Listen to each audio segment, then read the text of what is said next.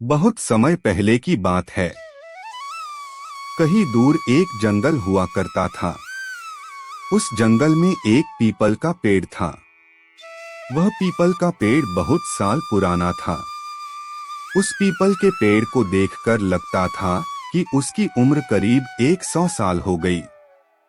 जब भी कोई राहगीर उस जंगल से जाया करता था तो उस पीपल के नीचे रुककर आराम किया करता था। उस पीपल के नीचे काफी ठंड रहा करता था। यह गर्मी के मौसम में राहगीर को खुद की ओर खींच लिया करता था।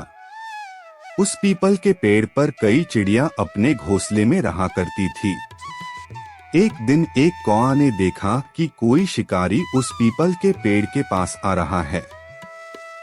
कौआ जल्द से पीपल के पेड़ के पास आया और सभी को शिकारी के बारे में बता दिया। कौआ ने कहा, देखो यह किस तरह से हमें अपने जाल में फंसाने के लिए दाना डाल रहा है, पर हमें उस दाने की ओर देखना भी नहीं है। कौआ की जानकारी देने के बाद उस पीपल का कोई पंछी भी उस दाने को खाने नहीं गया। दोपहर का समय था। आकाश में उड़ रहे कुछ कबूतर का झुंड ने जमीन पर पड़े दाने को देखा। भूख एक ऐसी चीज है जो मौत की कुएं में भी डाल देती है। कबूतरों को दाना तो दिख रहा था, लेकिन शिकारी का जान नहीं दिख रहा था। सारे कबूतर जाल में फंस गए।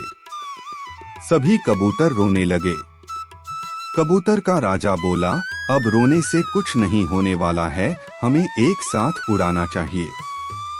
हम एक साथ उड़कर इस जाल को ले उड़ सकते हैं। राजा की बात मानकर सारे कबूतर एक साथ उड़े। एक साथ उड़ने के कारण वह कबूतर जाल को लेकर आकाश में उड़ गए।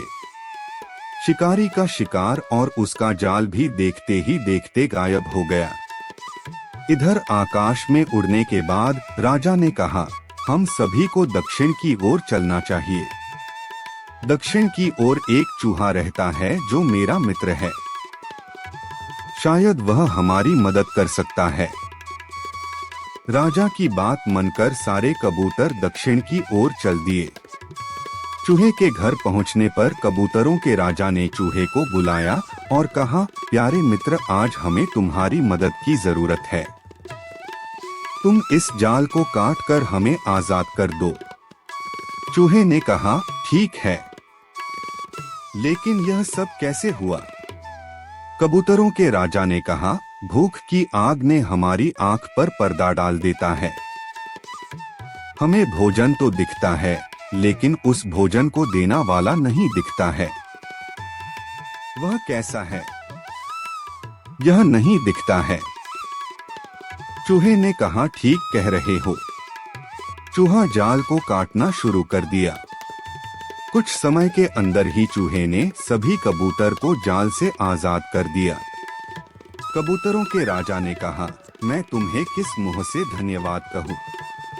इस पर चूहे ने कहा, एक मित्र दूसरे मित्र के काम न आए तो वह मित्र ही क्या, और उनमें मित्रता ही किया। इस कहानी से हमें ज्ञान मिलता है कि हमें किसी भी काम को एक साथ करना चाहिए।